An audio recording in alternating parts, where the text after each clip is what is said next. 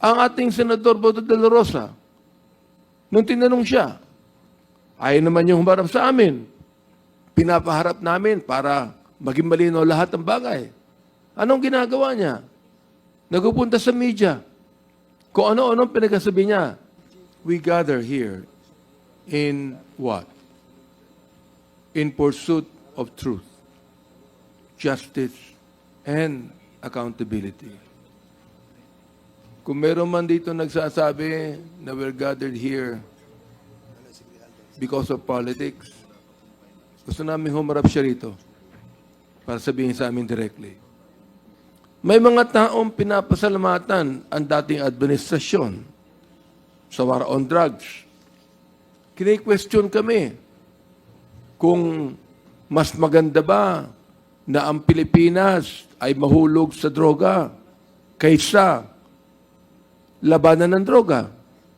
Sinabi namin, inulit-ulit namin dito, sinuportahan namin ang dating administrasyon sa war on drugs.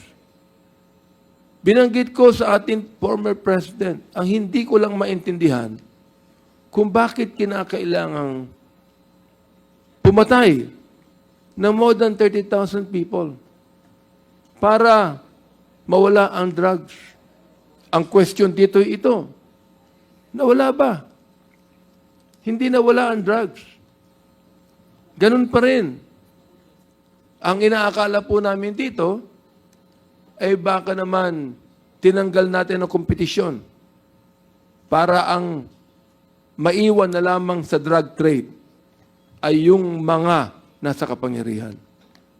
Yun ang nais kong sabihin. Oho, ayaw po natin mahulog ang bansa sa droga. Ayaw po natin yan. Pero ayaw din natin na ang buong Pilipinas maging killing fields, na pumatay tayo, na hindi sinusunod ang ating saligang batas. Ang ating Senador Boto de la Rosa, nung tinanong siya, ayaw naman yung humarap sa amin. Pinapaharap namin para maging malinaw lahat ng bagay. Anong ginagawa niya? Nagpupunta sa media. Kung ano-anong pinagsasabi niya. Sinisipa niya ang mga kapulisan na alam nila ang batas. Oo. Hindi nila dapat sundin ang nakakataas sa kanila kung naniniwala sila na hindi ito ayon sa batas. Pero sinunod eh. Di ba? Now, yet, kahit na po sa kanyang mga bagay, mga kababayan, I am not without hope. Oo. Mga kasama, the Quadcom was not convened to chase imaginary shadows.